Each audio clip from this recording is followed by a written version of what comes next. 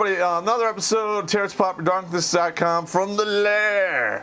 And today I got a lot of opinions and a lot of questions, so let's just dive right into it. What advice do you have for me joining the military? I'm finishing up high school at the end of June. Alright, now, individual who asked me this question, I believe I've answered this several times in the past. You should probably look at those episodes, but just in case you haven't, I'm going to go into it again. First of all, you have to ask yourself, what exactly do you want to get out of it? All right. Do you want a job that you can, get a trade job when you get out, like, pipe fitter or electrician, carpenter, what have you? Then I would say go in the Navy. If you want some action, then I said, go in the Army with the Airborne Ranger option, or Airborne, which is the 82nd.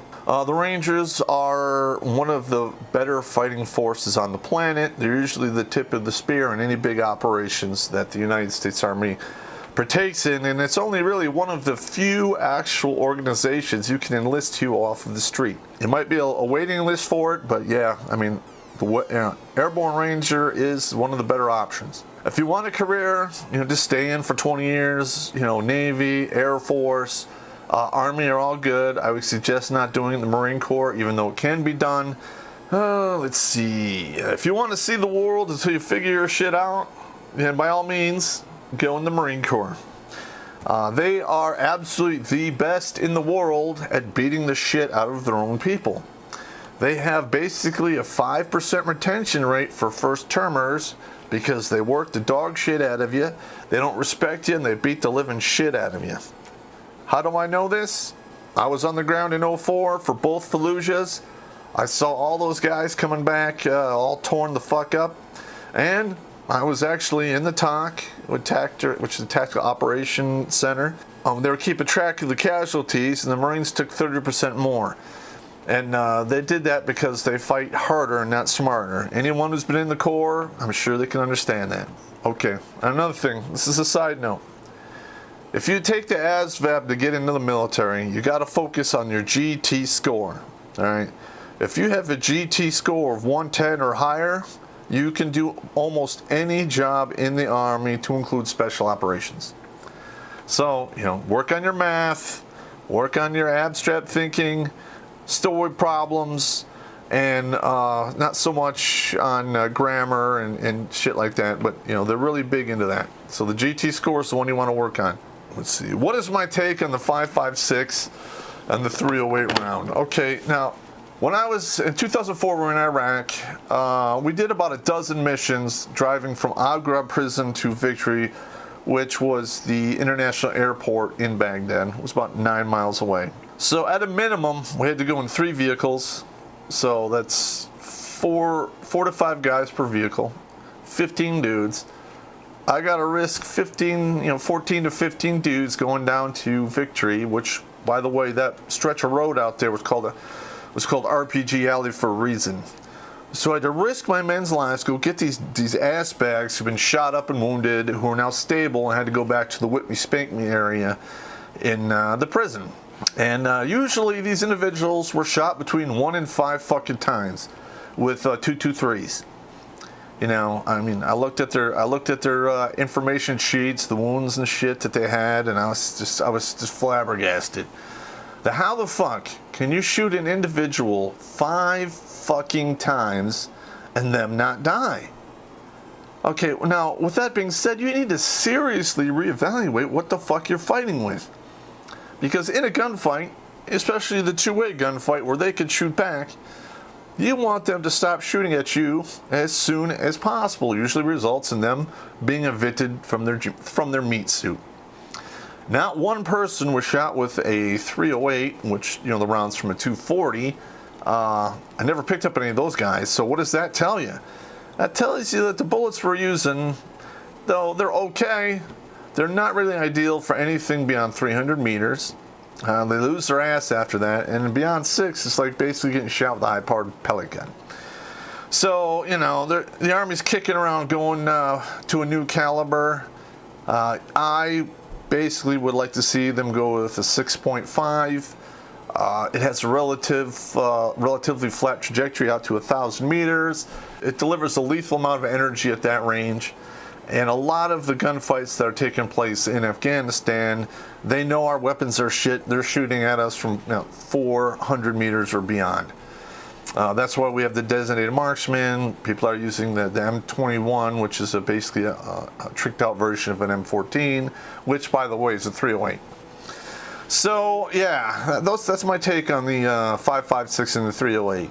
5.56 is great, 300 meters in close, especially if you have the 62 grain armor piercing rounds will rip right through you, and that is what it is. What it is. But that's my take on the 5.56 and the 308. Am I going to do an episode on the Ben Stiller divorce? Well, I'm leaning towards no on that. And one of the main reasons is I usually do my Pimp Tart Wife's Tattoo shows when it's, 10 years or less, maybe 12 tops. If you stay married to somebody, beyond 10 or 12 years, you're probably in it to win it, unless you have a sunset clause like Chris Rock did on his divorce. So, he went 17 years with this woman. It fell apart, it's not going to go well for him. He's going to be pretty upset about the whole damn thing. Now, unless anything comes to light that is, worth, a mention in regards to comedy, perhaps I'll readdress it. But the way it is now, I'm probably not going to. All right, your video about pussy appeasement is spot on. What can I do to avoid this? Dude, you got to say no. All right? I mean, just got to say, fuck it. No, I'm not doing it. Every time you appease them, you lose some credibility and some respect in their mind. They'll never admit that to you, but that's what's going to happen. So, like, if you're jumping around, and she says jump and you say how high, you basically have set the stopwatch on your own divorce. So, don't appease them. Live your life the way you like it and the way you like to live and what you like to do. If they want to be around, great. If they don't, fucking let them hit the road. I can find a better deal somewhere else. All right, somebody asked me, what is my opinion on suicide? All right.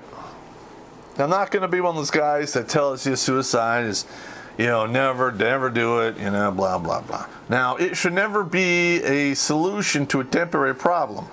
All right.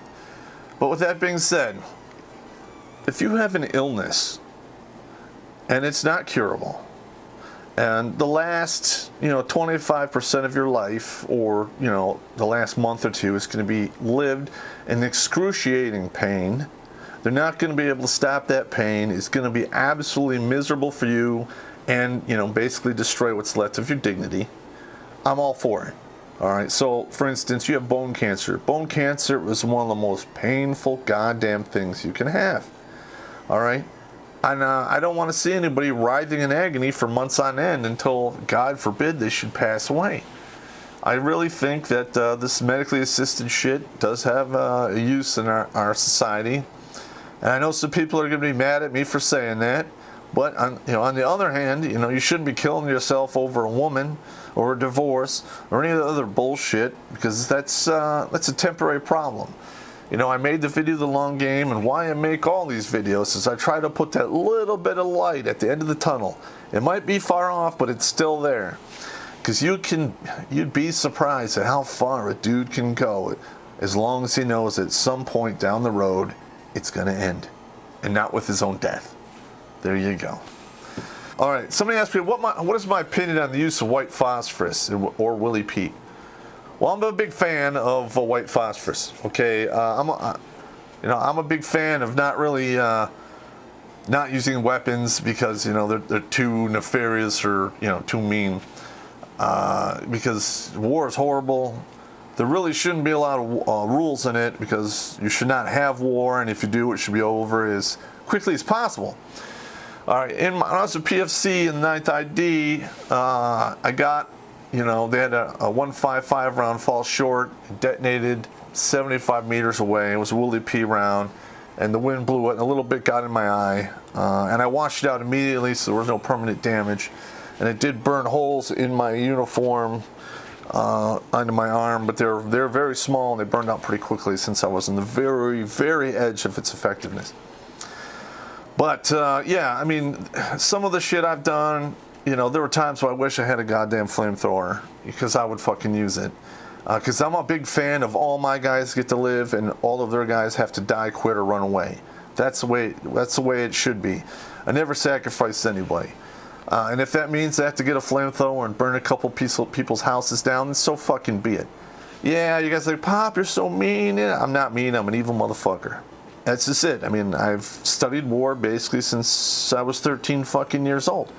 So I know what I'm talking about.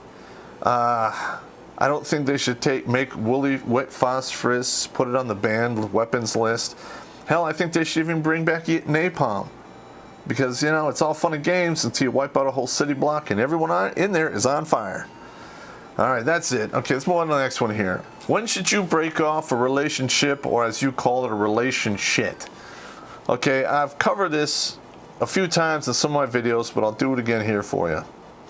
Alright, now, number one, if it's taking up too much of your time, if you are working and then coming home and jumping through hoops and burning up all your time because of this relationship, I'm going to tell you right now, gentlemen, no piece of pussy is worth it. Just take a look at some of these hot-ass Hollywood people or hot-ass Hollywood women who have been divorced 3, 4, 5 fucking times. Why does that happen? Because a lot of dudes are like, fuck it, the pussy's not worth it anymore, I'm out.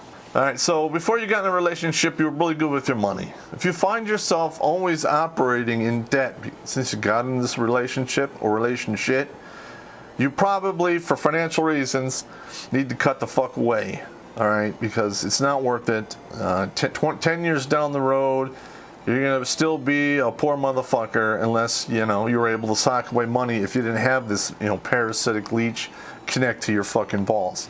If the police come to your house for whatever reason, either she calls them, the neighbors call them, or you call them yourself. If they come to your house, cut away. And some places, guys get arrested by the cops. They get taken back to the station. They basically get locked up for the night. They're not really booked or put into the system. And there's a lot of you know, cities that actually do this because they're just like the heat of the moment. Nobody got hurt. We're just going to take the guy for the night, send him home in the morning. No matter what, if you get charged or if you don't get charged, no matter what happens, you can do it in a day, you can do it in 6 months, but get the fuck out of that relationship and get the fuck out of that house. Because once that woman sees what she can do to you by simply calling the police and having them come to the house and fuck your life up, it's never going to go anywhere good. If you communicate with her or she communicates with you and there's any contempt in their voices, and it's easy to discern what contempt is, because that's only one step away from hate, and hate only operates in one dimension. Check out my book, Warrior's Way and the Soldier's Soul. I talk about hate and the way it operates. All right. So if you find yourself talking to her in contempt, why the fuck are you there, man? Why? It's not worth it. All right, just cut away. You know, there's too many things in life that you can do that are way better than living with somebody under your own roof, which you are one step away from hating. Okay, if you're in this relationship and it no longer brings you any joy. Now, I understand that relationships go up, they go down.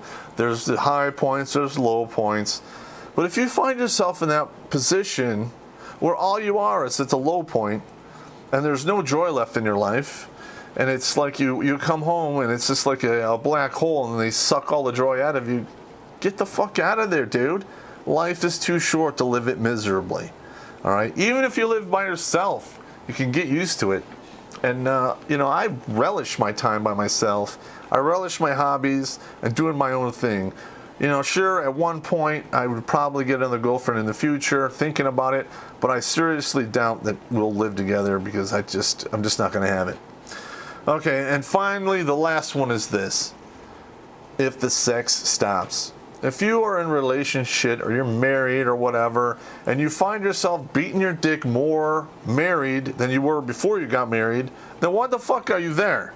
All right, that's why men get married to women, because they want to have access to sex on a regular basis with the same person. Granted, I'm sure it gets old after a while, but if that stops, why the hell are you there? All right, let's see. Do I approve of my producer photoshopping my face on all kinds of inappropriate pictures? Well, you know, to be honest, I don't think I've ever told my producer not to do something He knows the rules. Don't take me beyond 7 homo suspicion points. Some of them I find pretty fucking funny. Come on, the one who put my face on the Gandalf thing. Oh my god, that was hilarious. You know, part of the magic of the whole redonkulous thing is I don't really tell him what to do. He does what he does. I do what I do. I come up with all the crazy ideas. We film them. He puts them together in a funny way, and then we both, pitch in on the jokes and shit. So no, I really don't get upset. I mean, there are a few things that I refuse to say because that would take me up to 9 homo suspicion points, and I don't do that. Of course, he finds it hilarious when I refuse to say stuff, but that's neither here nor there. Okay, this person says, I don't approve of the Janet Jackson video. Janet Jackson has over $100 million and she does not need that Arab's money. Well, she basically took her whole life up till she's like 50 something to earn $100 some odd million. This individual's worth $1 billion, and all she has to do is say, I'm not happy, draw her name on a piece of paper, and she could get up to $500 million, which is basically 3.4 to 5 times the amount that she's worth right now. And some people, have argued the fact that, they can't believe I made that video, and she's a classy person, blah, blah, blah. Listen, I'm just telling you what the math is. What she can possibly get from the deal, and that's it. Okay? And listen, that's classic example of woman's fucking nature. They're backstabbing by nature for the most part. Very few are not. But for the most part, women like resources, and they like to gather them all together for building the nest, and that's basically what happened. This guy was an idiot for marrying her in the first place. She was stupid for having a kid at such an advanced age. She's just asking for all kinds of crazy ass shit to happen. And she's going to get paid for it.